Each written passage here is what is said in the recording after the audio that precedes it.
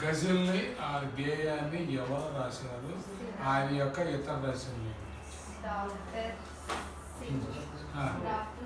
Doctorate doctor C Narayana doctorate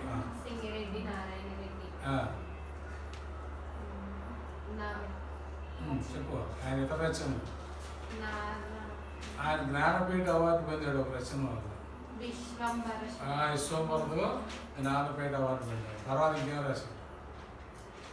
కలం సాక్షిగా, నాగార్జున సాగర్, దాదాపు కర్పూర వసంతం, మధ్యతరగతి మందహాసం, నైసర్గిక కూర్చో.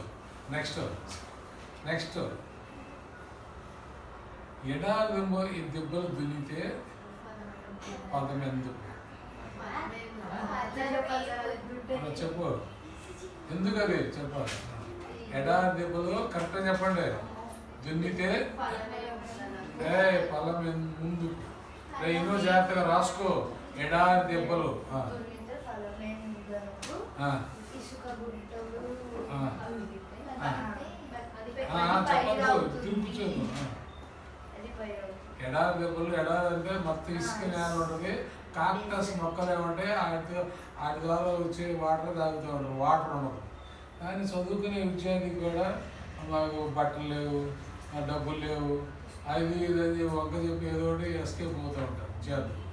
అట్లా కాకుండా గవర్నమెంట్ స్కూల్స్ని అట్లా ఉపయోగించుకొని కష్టపడి చదివి అమ్మా నాన్నలు ఇబ్బంది పెట్టకుండా చదవటం అనేది. ఎడారి దెబ్బలు దున్నితే పొలం ముందుకు, ఫలం ముందు. అర్థమైనా ఇంపార్టెంట్ కాన్సెప్ట్. నెక్స్ట్ మనసుకు మొబ్బులు పడుతుంది. మనసు ఉండదు కదా నీకు. అడగాలి ముందు మొబ్బుల్లో సార్. మొబ్బులకి మధ్యలో తేమతో నిడితే వర్షంగా పడి. అట్లాగే మనసుకి చింతలు, బాధలు, దుఃఖాలు ఇవన్నీ అంటుకుని అనుకో. ఇదేమైతే ఎక్కువైతే ఏడుపు రూపంలో, దుఃఖ రూపంలో కన్నీరు అవుతుంది. మబ్బులు ఎట్లా అయితే తేమతో ఉండి వర్షం పడుతుందో అట్లాగే మన మనసుకు కనుక చింతలు, బాధలు, దుఃఖాలు, కష్టాలు, నష్టాలు వస్తే ఏమైతే అది కన్నీరు కారుతుంది.